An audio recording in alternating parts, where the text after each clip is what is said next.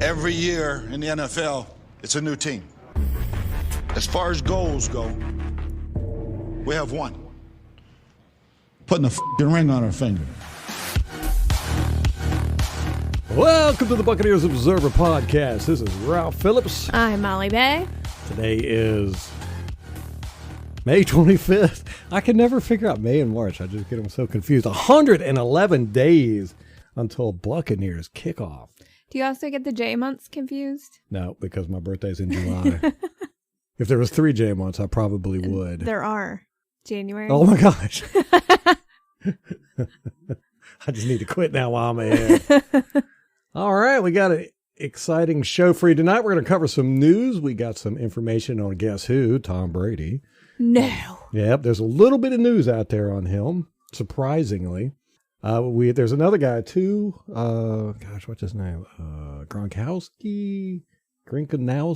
It doesn't ring a bell. Yeah, a little bit of news on him. We're going to cover that, cover some stuff going on around the league. We're going to talk a little bit about the media too. Get some media bashing going on in there. A little bit of Cameron Brate.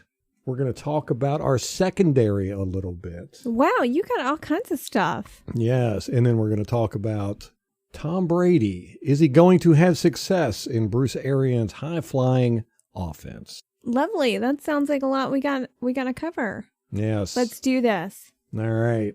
Tom Brady has extra cops patrolling outside his house. Did you know that? I would support that fully. They actually have a boat sitting out in the water. He has to pay for it, though. Yeah. There's a program. That sounds reasonable. I support this. Yeah. I'm a little surprised it's not private security. I guess it is if you're paying for it. Technically. Well, I've heard that about law enforcement, that a lot of them have kind of second gigs where they might do security or most things like police that. departments have an overtime program where you actually get paid through the police department, but they're getting paid through private citizens or venues or whatever. Yeah, police officers make a crap ton of overtime if they want to. They get to sign up for all these security details. But yeah, there was a picture of a police boat sitting outside Tom Brady's rental property. Derek Jeter's house. Apparently, a lot of people were going up and taking pictures. Yeah. That's a little creepy. It is a little creepy. I could see it, though, especially when you have children, too, and you just don't know who's... I think in Foxborough, he was more secluded, his house. Yeah. So this is kind of a change for him. Yeah. Plus, it's cold up there. Nobody goes outside. I don't know. I think they do. I think they're crazy. I think they go out in shorts when it's snowing. They shovel snow in shorts. I know some people in Illinois that do that. Now, you're familiar with Tom Brady having practice with all the receivers and stuff. Yes. Can we talk about this? Yep. Let's talk about this. that. Okay. Did we talk about it last podcast? I don't remember. It seemed like it was so long ago. I know. I don't think so. He was practicing at, Berkeley Prep? Yes. With a bunch of the guys. Tampa Bay Times crashed it. Now, the pictures crack me up because it looks like they're sitting in a car and you can just imagine they're kind of slumped down in their seats, kind of shooting pictures and all paparazzi-like. I listened to the Ira Kaufman podcast and one of the Joes said, if you're not from around the area, we're not, Berkeley Prep there's one way in, one way out, and there's a guard shack. It's kind of a fancy private school down there that a lot of the coaches actually send their kids to. And so Tampa Bay Times, they couldn't get on the property. They're actually parked on a side street. And that's how they were able to get the shots of Tom and the boys practicing.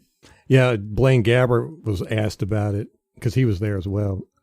He said, I just don't know where those pictures came from, but somebody's got a pretty good camera lens from some far distance. He said, I guess that's what it's come to in this day and age. It's man, pretty funny. We got a kick out of it when we saw it. Somebody either tipped them off that they were going to have practice there, or they were basically stalking these guys to see where they went. But yeah, and they went out super early in the morning. It was 7 in the morning. And it was Rick Stroud and I think his photographer. Rick Stroud, if you're not familiar, he is the beat writer for the Tampa Bay Times. He covers the Buccaneers. Been there for quite a while. But he did get the scoop, went out there, and got the pictures. It was national news. It was all over the place. Joe Bucs fan was a little upset that they didn't get the tip. They need better sources. They actually referred to them as the paparazzi, and some people took offense at that. And oh, come on. They came. Well, everybody takes offense at everything anymore. But Joe came out and he was like, "Hey, if I would have known about it, I would have been out there with you." So. Yes. But of course, Rick Stroud is not going to be tipping off the Joes. No. No love lost there. No. Cameron Brate was asked about the working out with Tom Brady, and he said it was a little weird because him and some of the other receivers were having to teach Brady the offensive verbiage. So he said he found that a little weird. I also heard that Tom was walking the receivers through the route so he could kind of explain where he wanted them to be or where he expected them to be, which you brought this up and I had not thought about that, but how annoying it had to have been for the receivers who, they know how to do their job. They're the receiver. So, but it's Tom fucking Brady. Who cares? Yeah. If he were to say, okay, go out, take a left and climb on that building over there, they'd all be like, okay. Yeah. But, that is the interpretation of the people watching it from a distance. We're saying it looked like Tom Brady was showing them the routes. It might have been Tom Brady walking through the routes with them so that he could get a feel for what right. Maybe they were teaching Tom. Like. Yes. Or maybe he was regurgitating where he understood them to be so that he could learn it. Yes. Well, another thing came out of this, which me and Molly had an extremely good laugh at this. Jenna Karen Lane tweeted about this the practice, and then she wrote an article on it, and she said that a league spokesperson told ESPN that this was not breaking the rules. As far as the beer virus rules go. Right. And my first thought was, wait a minute. Somebody from the league did not call ESPN up and go, hey, guys, I just want to let y'all know that this is okay. Don't be worried about it. No, somebody called the league office and asked them, hey, are these guys supposed to be out practicing with the coronavirus out? I love that impersonation. And well, I had seen someone else tweet about it too. It wasn't Jenna. It was Tom, I think Pelissero. I don't know if I'm saying his name correctly. And I don't remember what outlet. He might be ESPN also. Well, I went back and looked at all the articles that came out and got their times at when they were doing it. And it appears that Jenna Lane was the first one to come out with it. Of course she was. Unfortunately, the Tampa Bay Times did not have a timestamp on their articles, and I just hate that. Well, and they updated the article, they too. Did, and didn't tell you what they updated, which I hate that. And I don't remember, they put a paragraph in there, it appears, that basically said the NFL said this was okay and there won't be any discipline or whatever. And then they also did another article covering that later. So my assumption, and this is just pure assumption, is that Jenna Lane called up the NFL league office and asked if it was okay for these guys to practice. I wonder if she asked them if they needed masks. She'll probably be out there handing them out next time.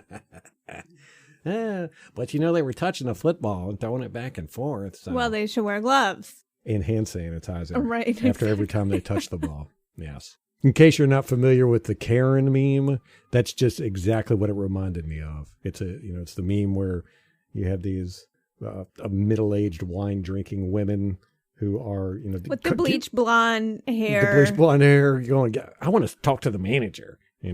Basically their whole shtick. And that's what that reminded me of so much. It was just like somebody called up the NFL league office and asked, is this okay? Never go full Karen, guys. It's not a good look. Bleacher Report did a projection of the 2020 numbers of every starting quarterback. Actually, you know what? Let's save that. That'll be a good segue. Tom Brady is going to be having a ESPN documentary series focusing on his 9 Super Bowl appearances. It's going to be titled The Man in the Arena, Tom Brady. The series will be a joint production between ESPN, Brady's production company, it's called 199 Productions, and Religion of Sports Gotham Chopra, which I would assume that's the agent. Chopra? I'm not sure. But no, Chopra was an executive producer of the 6-episode series called Tom versus Time that aired in 2018. Okay. I knew I recognized that name from somewhere.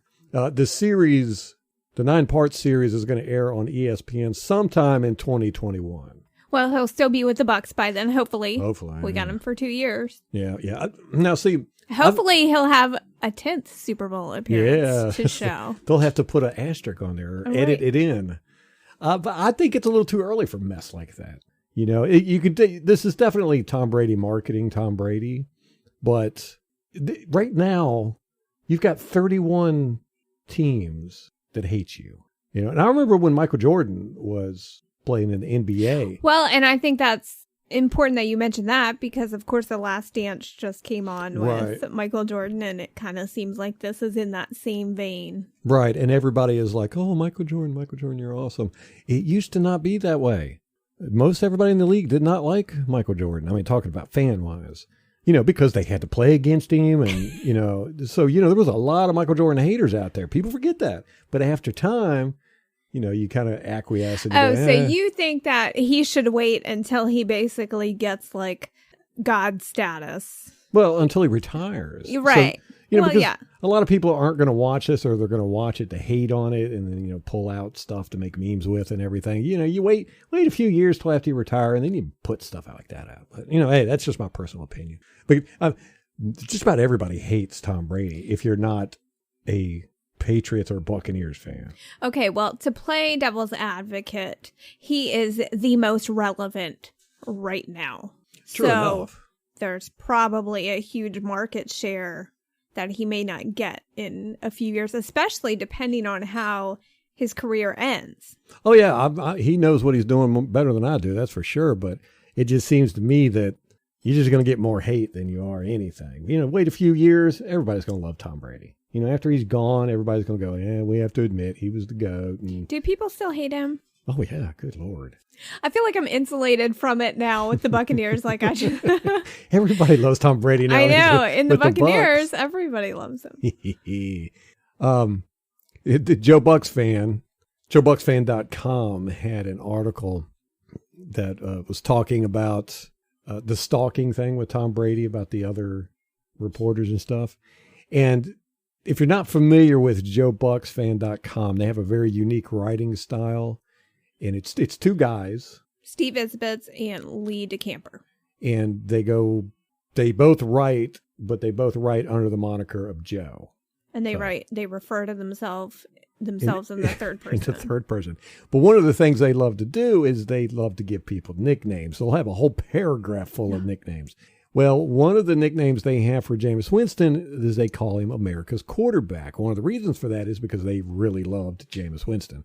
They are now calling Brady park violating, home invading Bucs quarterback Tom Brady. You know what? I just read an article by them and saw that too. Yes, every time they mention Tom Brady, they say they use that nickname, and the fans are kind of pissed about it. The comment section in this one article, it was pretty good. I mean, the fans were like, "Come on, you got to stop this." You know, I mean, you know, it shows your bias, and you know, Tom Brady's got these Super Bowls and he deserves a little bit more respect and blah, blah, blah. And Joe Bucs fan got all riled up too. He was in the comments, or they were in the comment section.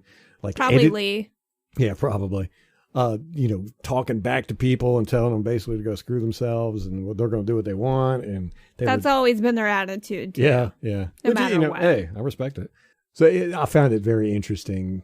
I'm glad to see that from Bucs fans. Yes. Because it's been so long since we've kind of had pride in the team. And so, you know, and especially an outlet like Joe Bucs fan where they kind of feed on the negativity a lot. And, you know, they kind of, they attract, there's a lot to be negative about in the last few years. So they've kind of fed into that.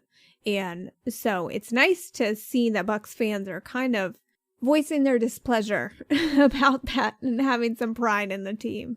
I'm definitely seeing a lot more positivity and pride with Buck fandom, which brings me to another interesting point.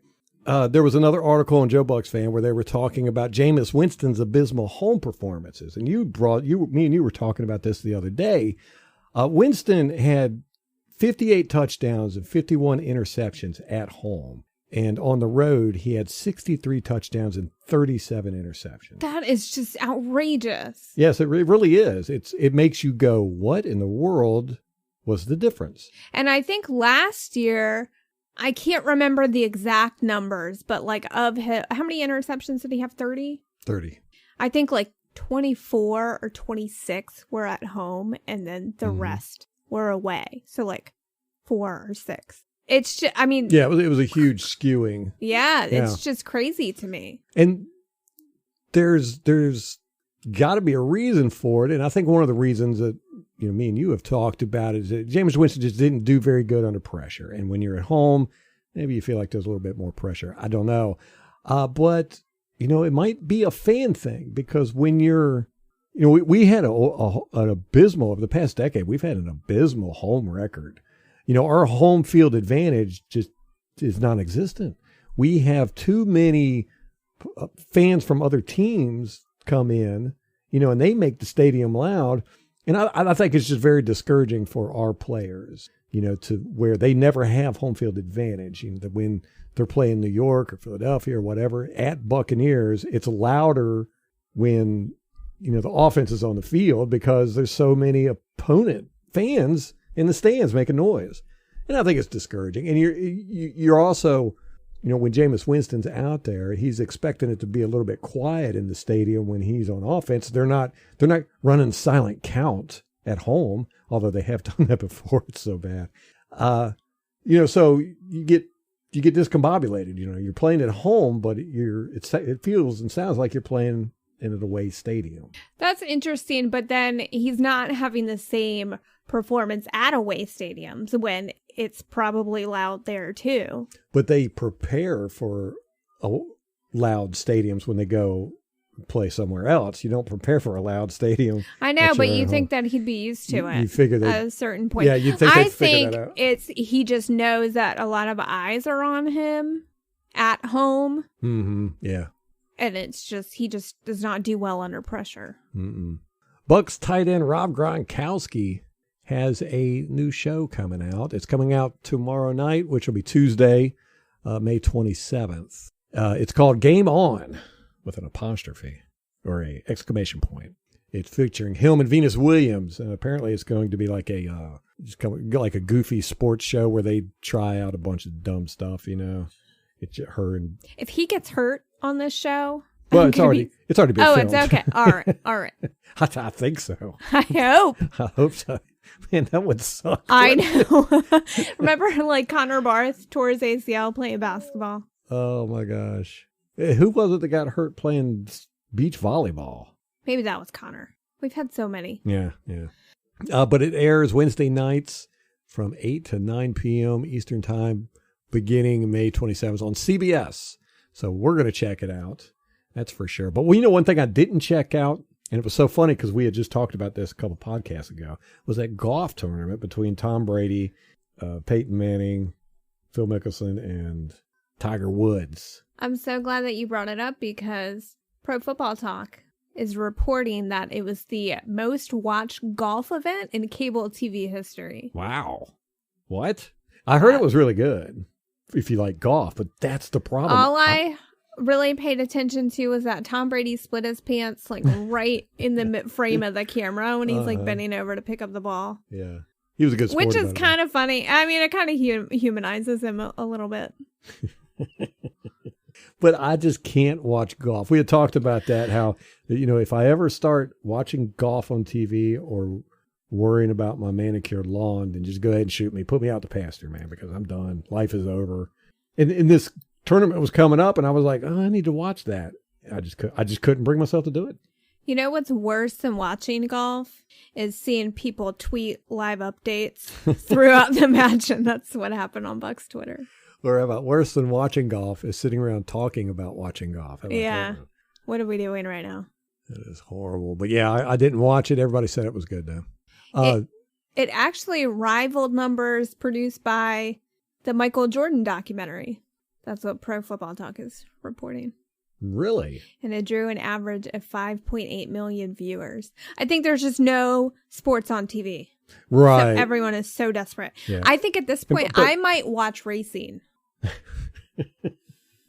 I might nap during racing. Isn't that what everyone does during racing? Yes. Except for when the wrecks happen and everybody wakes up. Right. It's like instinctive almost. But the golf tournament thing, that's 4 huge superstars. I mean, Oh, absolutely. Yeah. those guys are. And I think Peyton Manning's such a big draw, too, because he's got so much personality. Yeah, he's funny. just hilarious. He's great at marketing. He's very good at it. But Rob Gronkowski's got a show coming out tomorrow night, and he was on the Late Late Show with James Corden the other night. And Joe Bucs fan had an article about it, and he asked the question. He said, when is the last time a Bucs player appeared on a national late night talk show? Joe McCoy. Exactly. It's like they forgot totally about that. But he said Joe suspects it was after the Bucs won the Super Bowl in 2003. No, Gerald McCoy was on late night with Colbert? Stephen Colbert. When this was when the Bucs sucked. I don't think it was the 2-14 season. It might have been the season after that where we went like 5-11 or something.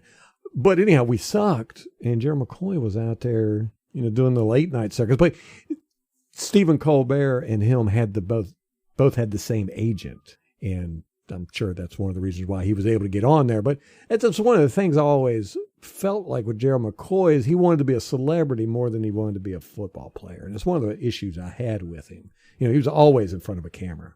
Always. I'll be a little honest right now. I get that vibe from Gronkowski.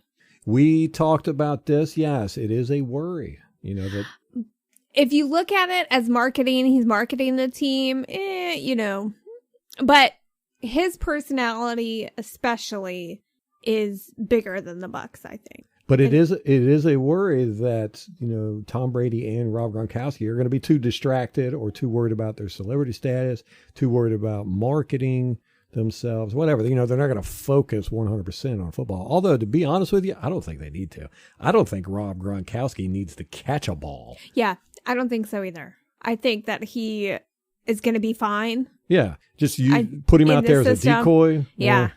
And Tom Brady can't be much worse than Jameis Winston as far as, turning the ball over. I don't see how, even if they are totally distracted, that they are going to improve the team. There's just no getting around. I agree. And so it doesn't bother me too much, but it is just kind of a concern I have. We'll see how it goes. According to The Guardian, an NFL player says he was groped and assaulted on a United Airlines flight the other day. I think this was last week. They're suing United Airlines for not removing the woman from next to them. It was 2 NFL players. They're both listed as John Doe 1 and John Doe 2. Apparently, this female passenger got on the plane when she got drunk and was taking prescription pills and started grabbing their crotches and all this good stuff. And she wouldn't leave them alone. The 2 players kept calling the United Airlines staff people and were like, hey, can you do something about this? And they didn't until the 4th or 5th time. And eventually they moved her seat into the back. I find this interesting for a number of reasons, but the main one is that why wasn't she arrested? There's no mention of criminal charges here. It's just a civil thing. They're going to sue her. Well, they're suing the airline, right? Oh, yeah. Right. Yeah. They're suing the airlines, not her. I mean, she might have been arrested or whatever, got charges. I don't know, but there hasn't been any mention of it. And it's interesting to me how nobody is really thinking of that. I have not seen one single article or person say, why wasn't she arrested? I mean, if the roles were reversed, everybody on the plane would have tackled the guy, drug him off the plane after giving him a beating, and he would have been locked up right there. Or they would have thrown him out the window if he was in the air. It's just very strange to me. It's kind of like that, what was it here recently? A player got beat up by his wife or something. What was that? We did a section of it on the podcast. Was it the Earl Thomas thing? What was that? Where he went to that orgy with his brother. Oh, yeah, right. The wife came with some of her girlfriends. Yeah, and with some knives weapons. and guns and threatening them and stuff like that. It's just so strange how everybody's like, well, that's okay. Yeah, Very, very strange to me. Well, I think athletes in particular, you just think that they are physically strong enough to handle themselves. Man, that's not how it works, though. I mean, I not know, how but it's I supposed think to work. people take it for granted. Yeah.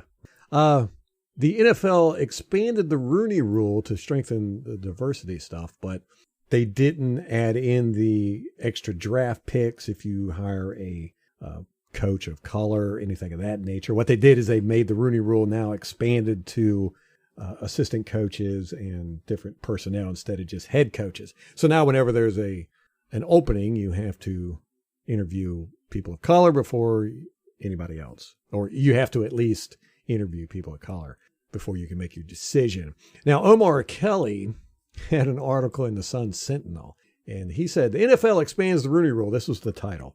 NFL expands Rooney Rule to strengthen diversity, but Dolphins are already leading the way. And when I read that headline, I was like, leading the way in what? Because it ain't winning.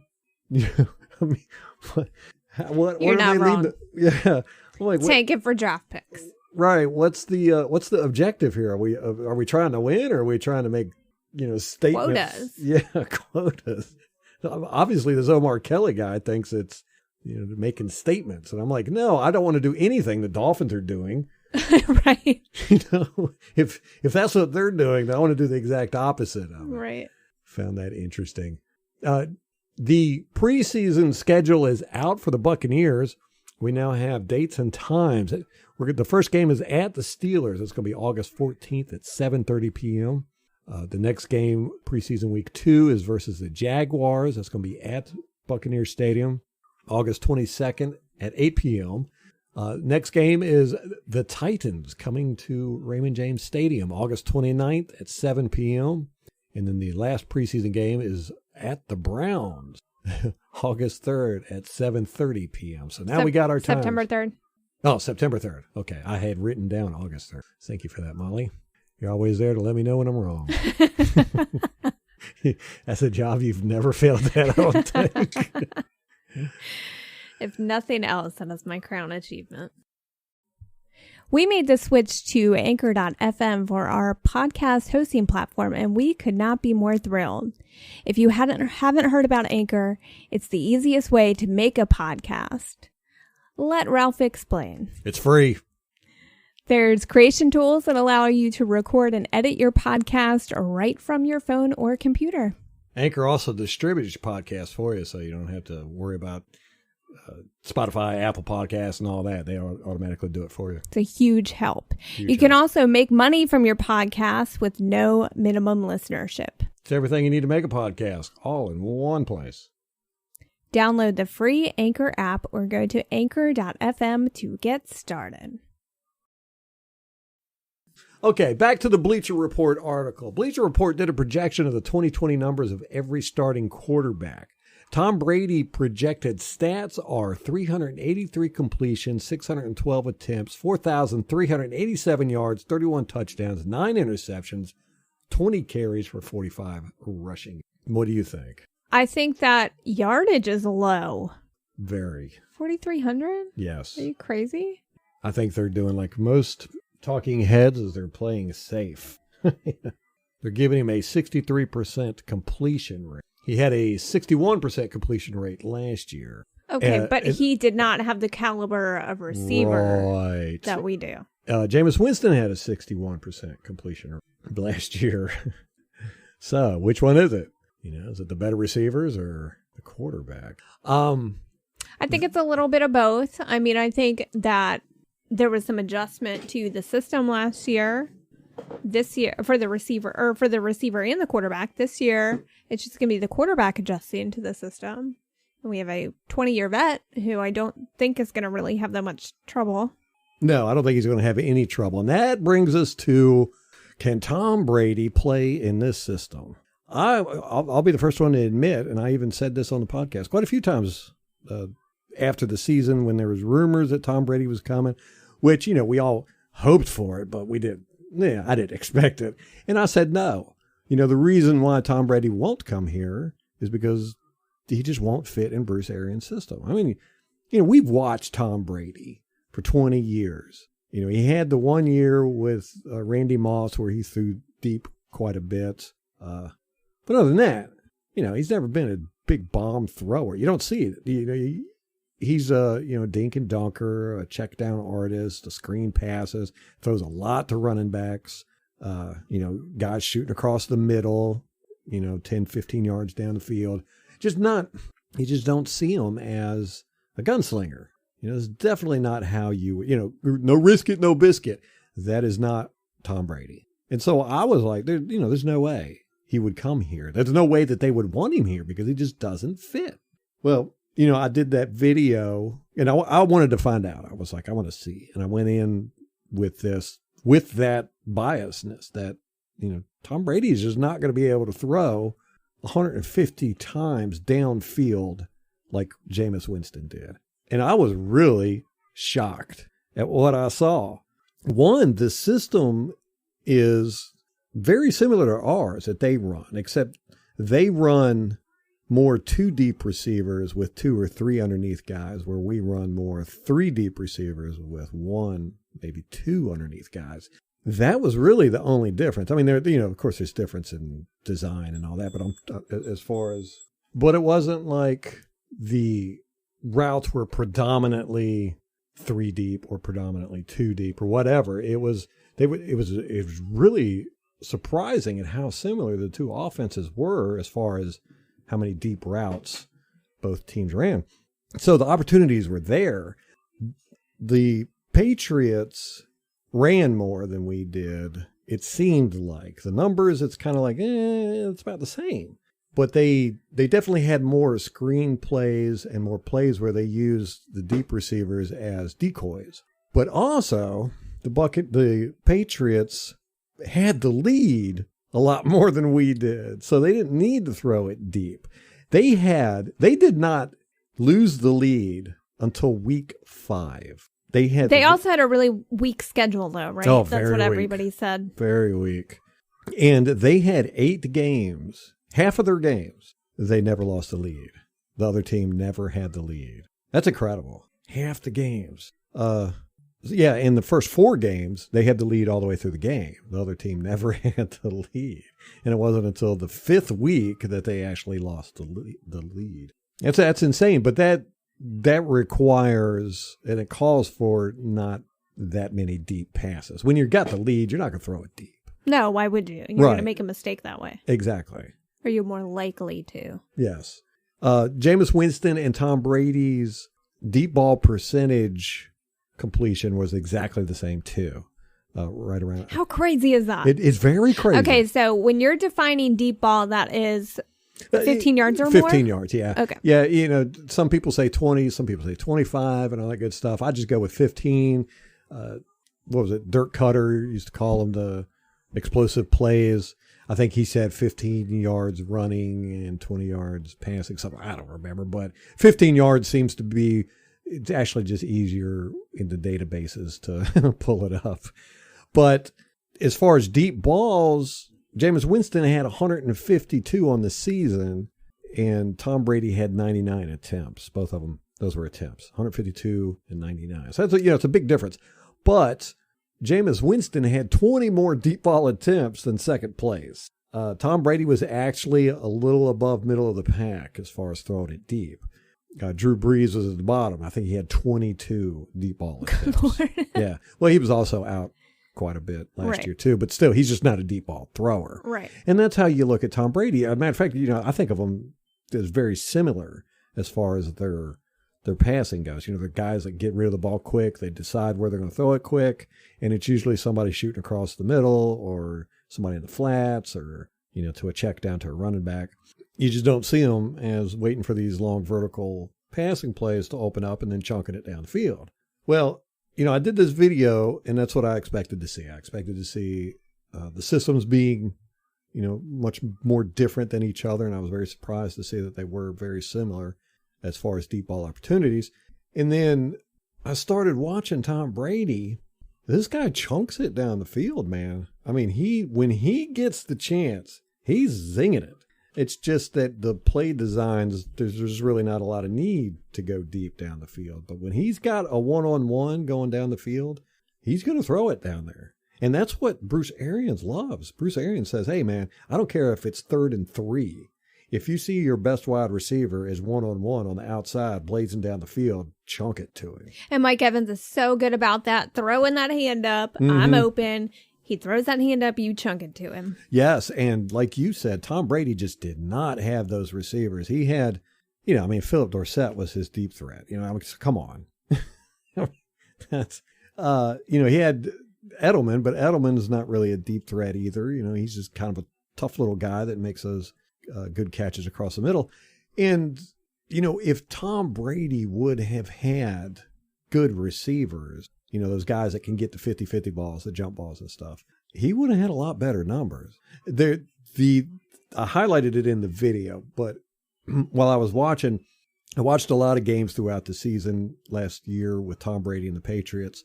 And then I was like, okay, I need to find a team to compare the two quarterbacks against the same defense, because that always matters. And preferably with Tom Brady late in the season, because he's old, and we want to know, can he throw it deep late in the season? Cam Newton can't do it. Drew Brees can't do it. Matt Ryan's getting to the point where he can't do it either. So, I was really expecting to see, once you get into the end of the season, Tom Brady's doing a lot more checkdowns. And it started working out that way, because in the first game against the Steelers, two of his top 3 longest passes of the season were in week 1 against the Steelers. So right there you're thinking, okay, he just wears out as the season goes along. And then I got to the Dolphins game, and that was his second longest pass, was in week 17 against the Dolphins. So then I was like scratching my head. I was like, hold on, wait a second. That doesn't seem to work right. So then I looked at the numbers, and the last 3 games of the season, Tom Brady only attempted 12 deep passes, whereas Jameis Winston attempted, I think it was 37. So that was a huge difference. But then watching the games, I'm like, well, yeah, the Patriots were stomping the guys they were playing, except for Miami. They ended up coming back and winning that game. But, they had no need to throw it deep. Whereas we were playing, I think it was the Texans, the Falcons, when they were coming on strong. Tennessee. Was that later on in the season? The last 3? Yeah. Tennessee was week 8 or 9. Yeah, no, it was right after our bye. We had a bye week 7, I think. Okay. Yeah. Did we play Atlanta like twice in the last few weeks? Yeah, I can't remember, but the point being, they weren't easy games, and we pretty much ended up losing them, and they were tough games to play. So it was a huge difference. And that's one thing about stats, man. Stats can really lead you down the wrong path. So then I was like, okay, I've got this Titans game. Brady plays it week 18. It's the first week of the playoffs. And we played them in week 8. We both had to fight them really hard. We didn't get a lead and basically run the clock out. Patriots didn't get a lead, basically run the clock out. We both lost the game on an interception. It was like the perfect matchup to really see, how these two quarterbacks perform. And one thing, and I even showed it to you, was that seeing the pocket presence. The first video I did with us, it is just such a difference when you showed them to me side by side, and particularly the first video you did between Jameis and Tom Brady. Like, it's hard to watch Jameis now. It is. I'm not going to lie. Yeah. And especially those training videos that he releases of him training, because I'm like, you don't need to be practicing that. You need to be training that out of you. What was that last one he did with the baseball bat? Was it a baseball bat or a cricket bat or something? I don't it was know what it very was. strange. Very strange. And I know that his trainer is like his good friend, and he's been his trainer for a long time, but it's like the dodging the big scrotum. It just don't do that. Stay still. Right. Still. Yeah. That's Quit your fidgeting. problem. Yeah. You fidget too much. Yes. Stop it. And you really see it in those two games, or then that game against Tennessee, because both quarterbacks got pressured a lot. Tennessee, that's a good defense. Tennessee's a good team, even though they cheated. But you see the pressure coming at Jameis Winston, and he's just gets happy feet and starts running all over the place. The pressure comes against Tom Brady, he gets rid of the ball. I mean, it's really that simple. We watched, what game was it? I think week 2, the Carolina Panthers, and... Was that yesterday? Day before? He's getting, the defensive lineman kind of did a pincher move on him, and he's holding the ball for like 7 seconds. Yeah. And that's one of those, and of course he got sacked from behind, and it's really close to the end zone. Thankfully he didn't fumble it, but, that's just Buck luck, yeah, right. It seems. But that's one of those plays where you're like, there's nothing down the field. You throw it out of bounds after like 3 or 4 seconds. You don't keep holding the ball and ask your offensive line to hold these guys for that long. It's just unreasonable. Yeah, I guarantee you we're going to have a top 10 offensive line this year. Guarantee you. And it's just going to be the difference between Tom Brady and Jameis Winston. Tom Brady makes his offensive lines look good, and Jameis Winston will immediately, when he feels pressure, start scrambling or just getting happy feet and running around in circles. So it really stood out in that Tennessee game at how the pocket presence was just so commanding on Tom Brady's side and then so disastrous on our side. He's just frantic. Very frantic. And he ran for a first down 5 times, and he only made it twice. This is Jameis Winston. And I think 3 of them he only needed 1 yard or 2 yards, and he didn't get it. So it was very annoying to watch, but it really stood out at the difference in how those two command the pocket. But what was really fascinating to me was Tom Brady's arm. The guy's got a cannon. I did not realize it. I had no idea. You have been watching Tom Brady for 20 years. Yeah, and he'll take a shot every now and then going down the field, but he just seems like the kind of guy that, he's just happy with getting yardage and moving the ball down the field slowly. I'm going to disagree with you there. I think it's Belichick. I think that's the way that Belichick coaches his team. Do your job. Do not be spectacular. Right. Like, he doesn't want that. Right. He doesn't want these splash plays. He wants you do your job, you be consistent, and that's all we want from you. I was watching the Tennessee game, and one of the things that really stands out also is his accuracy. Very, very accurate. He has a very good ability to place the ball where the receiver can catch it, but not only just catch it, but run with it. That's going to be your next video, right? His accuracy? Yeah. In a month? Hopefully not. Oh, that was so annoying with that last video. It took me a month. I did 5 different versions of that video. It was crazy. Anyhow, but with Tom Brady, there was one pass. I was looking at the deep ball was what I was focusing on. He had a couple of good passes deep, about 20, 25 yards, and very accurate. But then there was one where the receiver was wide open. Actually, Tom Brady scrambled outside the pocket. Very, very rare for him to do that. But he did that on this play. And he had a receiver wide open down the field for a touchdown.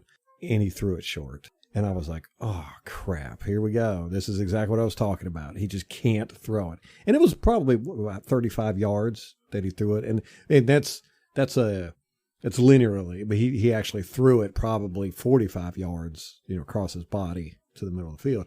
And I was like, well, there he goes. That just proves my point. He can't, this is week 18. He's an old man. He can't throw the ball.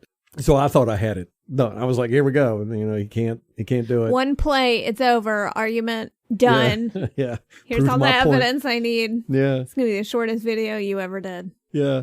And then right before the halftime, he had 2 passes. One was probably about 35 yards down the field to a receiver who, I don't know what that guy did. I mean, it was a beautiful pass by Tom Brady. I don't know if he didn't see it or something, but he didn't even put his arms out, and it just flew to the sideline. But it was about 35 yards. It was a good pass. And I was like, okay, that looks better.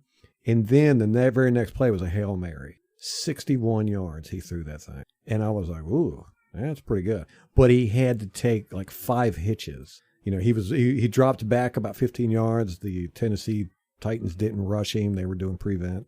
And he hitched and then threw it. But he threw it 61 yards, and it went where it was supposed to go. So I was like, okay, all right, well, maybe he can throw it a little bit, but it looks like it takes a little bit of effort for him. Well, there was a couple more passes during the game, and I was like, okay, well, it looks like he can throw it 30 yards, 35 yards without an issue. And then in the fourth quarter... After a full game, yeah. And he'd already attempted 7 or 8 deep balls at this point. And, like I said, one of them was 61 yards. A couple of them were 35, 40, 45 yards. So, he's been working his arm a little bit. Fourth quarter rolls around, and he gets a receiver who splits the 2 deep, and he's going down, and Tom Brady decides, well, I'm going to take a shot. And it was on a fake reverse handoff. It was a really beautiful play. And Tom Brady turns around, he fakes a handoff, fakes the end around, and then kind of walks with his back towards the line like he doesn't have the ball. And then he turns around and he goes to throw it. He took one hitch, and there was a defender coming right at him. And Tom Brady couldn't move up any further. So he took one hitch, had both his feet planted, and threw that ball 61 yards down the field in the air, right into the arms of the receiver. It was a beautiful pass. It was a beautiful play all the way around on Tom Brady's part. I was just like, I was blown away. It's like, what? You don't even see young guys doing stuff like this. He threw that ball 61 yards in the air perfectly into the arms of the receiver while getting hit. He couldn't step up into it. And that's something you'll see with Tom Brady is he doesn't need a lot of room to throw the ball. As long as he gets his feet planted, he can spin them hips and them shoulders and chunk it down the field. But what I saw with Tom Brady, this is the whole point I'm trying to get at. This guy wants to chunk it down the field. Yeah, I think it's exactly what you said. Bill Belichick has been keeping him in check. Tom Brady wants to chunk this ball down the field. And I wonder how much of it is people say that he can't do it. So he wants to do it. So he's going to want to do it. He kind of seems like that kind of guy, and information I've seen points to it being that way. Mm-hmm. Well, most competitors are like that. When you say you can't do something, they're like, well, I'm going to prove you wrong. Yeah, exactly. They'll spend their whole life trying to prove people wrong.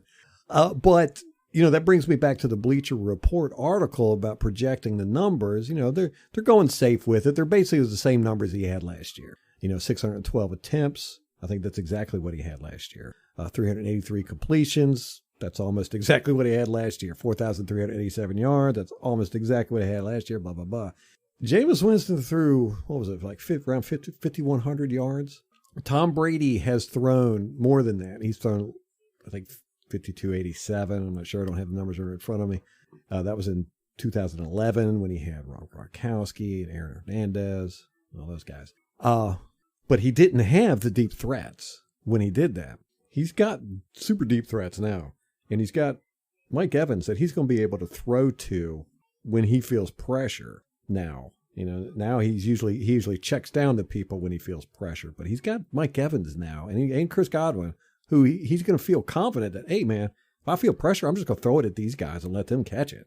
He hasn't had that in a long time. Randy Moss, I think, is the last guy that he felt like I could throw this ball deep and Randy Moss is going to catch it, even though there's 3 guys on him. And, he's going to have 2 guys like that now. Not counting Gronkowski and Brait and O.J. Howard and those guys. Chris Godwin and Mike Evans, they catch that ball in traffic.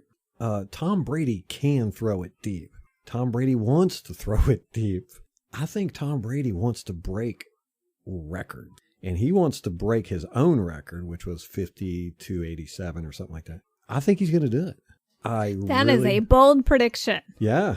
I know he can do it. I'm quite confident he can do it. And I think they're all chomping at the bit. I think Tom Brady, when he talked to Bruce Arians, he was like, I want it to be in your system. I want to throw this ball deep. And, Bruce Arians is just like, oh, my God, I want to hear that. But it just totally blew my mind because I went into it with a bias. I've been watching Tom Brady for 20 years. He's just not a biscuit guy, And to have my mind changed, looking at it from the perspective of now he's my quarterback, I want to see what's really going on with this guy. You want to see what's underneath the hood. Yeah, my Ferrari. No, this guy can throw a ball. He can chunk it. He throws beautiful passes too. Very, very accurate. But, he's got the drive. He's got the will. He wants to prove everybody wrong. And there's a big thing. Me and you talked about this. We've always talked about this. Who is it? Is it Belichick or is it Brady? Everybody wants that question answered. It's going to get answered this year. Belichick's starting off with a fresh quarterback. Who the hell is their quarterback? I think I ask this every episode, and I still don't know. Stidham?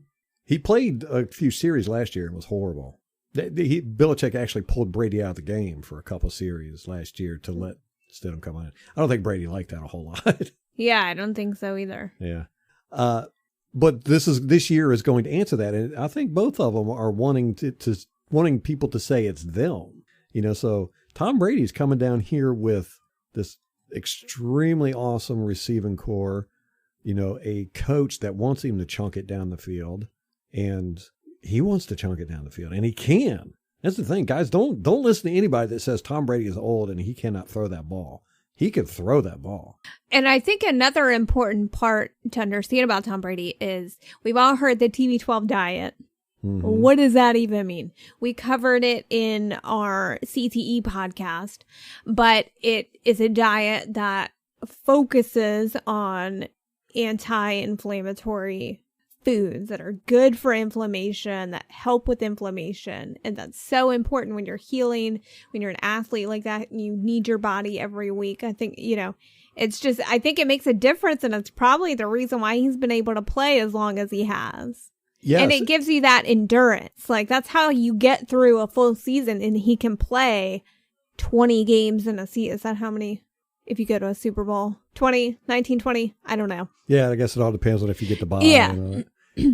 But that's how he has that stamina. Synonym. Stamina. There we go. Snorted. Yeah, I think it's been a huge factor. And another thing of it is, and I'm seeing this a lot, especially with Joe Bucs fan, they're talking about, they're really worried about our offensive line keeping Brady upright. Do not worry about that at all, guys. But Tom Brady could play without an offensive line, I think. He could get rid of the ball fast enough, but he also has no problem whatsoever standing there and taking a hit. I was really amazed watching it last season. If you've got Game Pass, go through and just watch Tom Brady throughout the whole season. He takes a lot of hits because he doesn't try to avoid hits. I mean, he will every now and then if he feels like he can duck or, twist and get out of the way. But he's not Jameis Winston, who, when he sees pressure coming, he's just going to spin and run outside the pocket. He's going to stand there and try and throw the ball.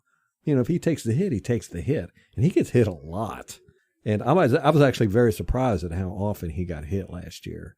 And it never seemed to faze him, man. He would always bounce right back up like he was made out of iron or something. Not that iron bounces, but, Didn't seem to faze him. It didn't seem to faze him, right. Yeah, you never saw him laying there and getting up slow or anything like that. He just would get right back up, and I'd think, wow, that was a hit. So I'm not worried about that at all. And like I said, our offensive line is going to be a top 10 offense at the end of the year. You watch, guarantee you. Everybody's going to talk about the leaps and bounds our offensive line has made. How annoying is that going to be? Yeah. Because last season you talked about the offensive line. They got shit on all the time because Jameis is constantly running into sacks. And you would say they're an above average offensive line. Yes. Really, our biggest issue last year was our tight ends and our running backs blocking. Yeah. That was where almost all of our, I would say 50% of our offensive line problems were those guys not blocking. And then we had injuries where some second string guys came in. Mm-hmm. So that was an issue also. So I'm not worried about Tom Brady being able to throw the ball deep. I think everybody's going to be extremely surprised at how much he throws the ball deep. I think he might throw it deep more than Jameis Winston. Because Jameis Winston had an issue with being able to read the field. Tom Brady doesn't have that issue. He does not see open receivers down the field sometimes, but I think it's, like we said, it's more Belichick keeping him focused on the shorter stuff. I don't know. It's just guesstimation there. But, Bruce Arians is going to be like, hey, you look downfield first. Look for them deep balls first. And, I don't think Tom Brady's going to have an issue with that at all, and he's not going to have an issue with getting hit. He's not going to have an issue. We're probably going to have let's see, we had 47 sacks last year. We'll probably have 30 this year. It's going to be a huge drop, huge. As far as interceptions are concerned, I was just about to ask you about that. what did Tom Brady have last year? 12? He had 8 last season. 8? Yes. 8? Yes. Are you serious? Yes. Gosh. He'll probably have at least 15, sure. The most he's ever thrown in a season is 14, and that was back in 2005 was the last time he threw 14. Yeah, I'm going to say 15. That's what I'm going to put it at. He's going to play all year long. He's not going to get hurt. 15? I mean, that's more than he's ever thrown in a season. I know, but I'm telling you, I think he is chomping at the bit to get out there and just chunk this ball down the field every play. Jameis Winston threw it deep 1 out of every 4 passes. And I think Brady's going to match that or exceed it. Okay, I disagree with you on the interceptions because in 2015, he had 4,770 yards, only had 7 interceptions. So he can throw. In 2012, he had 4,827 yards and 8 interceptions. It was 52-35. That's his most in 2011. He did throw 12 that season. So it would shot in, 2007. He threw for 4,806 yards, 8 interceptions. So he can throw for a lot of yards and still mitigate those interceptions. What's the most touchdowns he's had? Is it like 42 or something? He had an incredible year one year with a crap ton of touchdowns. In 2007, he had 50. Oh, my God. And he only threw 8 interceptions. That's insane. That year. Yeah. And that was the year he threw 4,806 yards. I think we're going to see numbers reaching that. You know, like I said, the Bleacher Report thing, their projections, I think they're just playing it safe. That's what these people do. But I think it's going to be a lot different. You know, I didn't want to sit here and talk about Tom Brady this whole podcast because too bad. Buck fans are probably getting sick of it. I really wanted to talk about the secondary, Carlton Davis and Jamal Dean especially. Ooh, I have a good stat for that. Are you ready to talk about that? Oh, well, we're almost at it's been an hour. So we'll save that for next podcast. I'm really excited to talk about that one, though. So keep your stats, mix it in. I do have a couple items of news that I skipped over earlier. Okay, what you got? Just briefly. Ndamukong Suh. Oh, that's right. Yeah. Got married over right. quarantine. I guess they were planning a wedding for this weekend, and it obviously didn't happen. Yeah. The big wedding, but they did get married. And yeah, it was in a big, huge church, and there was like one person there. Well, they did have some in the pews. I saw some people in the pews. I only saw in the one front. person. Oh, really? Yeah, I thought I saw... It wasn't especially well lit, so I thought there were maybe a handful of people there. But they were both dressed in sweats. And the preacher was in sweats, too. Was he? Yes. And it looked like there was some kind of logo on the back. I'm not sure what the logo was. Maybe that's his clothing line. Oh, yeah, I don't might know be. if he's got one. Yeah. I don't know if he does. So congratulations to them. It's very exciting. Yes, that is very exciting. I really like him as a person. I do too. You know, I never really knew a lot about him as a person until he came here, and then you know everything he puts out, I just gobble up because he's extremely intelligent, and he just seems to be a really good person. Yeah, I've thoroughly enjoyed having him on the team. The Falcons have agreed to terms with Dayon Buchanan, who was our money backer last year. Oh, yeah. And somebody tweeted that he was going to wear number 44. And then Dayon said, says who? So he was super not happy about that number 44. But. Well, you know, I wonder if they're going to be getting defensive information off of him. I bet they will. Probably. So they've got Todd Gurley. Who else did they get this offseason? Who cares? We got Tom Brady. Yeah, right. Yeah. I am not scared. Paying attention to there wasn't a defense that could stop our offense last year with Jameis Winston. You know, but we always beat ourselves. You know, there wasn't, I can't think of any defense that really stopped us. But Tennessee maybe, but nobody's going to be able to stop our offense. And I don't think anybody's expecting what our defense is going to be. I'm as excited, if not more so, about our defense than I am our offense. Very, very, very excited about our. Did you know that the Buccaneers are having all the players film their workouts and send it in to the team? Well, I didn't know It's that. really so you interesting. told me about it. Yeah. Devin White said he's having a hard time finding people to film his workouts in the barn. He's out there bench pressing horses. I know. We watched Real Bucs Talk. If you're not familiar with them, they do a podcast and they do video work as well on YouTube. Ralph will actually be on the podcast next Monday. And they did a video on the new safety we drafted. Well, they did all the draft picks. I mean, most of the draft picks, I think. But yeah, we watched the one. We haven't watched all the other ones, but we watched Antoine Winfield Jr. Antoine Winfield, yes. And the thing that stuck out to me, the dude is 5'9". It's crazy to me. He is 200 pounds, so he's a stocky guy. He's a stocky dude. He's got some muscle on him, obviously. But he looks like, of course, they showed highlight clips, but they did mention that he doesn't make a lot of mistakes. That's the kind of player that BA really likes, like a smart and intelligent football player. Yeah. But it was a really good video if you want to check out some of our good draft picks, some good film breakdown on them. Go check out Real Bucs Talk, their YouTube channel. But I brought that up because it's just, I feel like our secondary is really getting...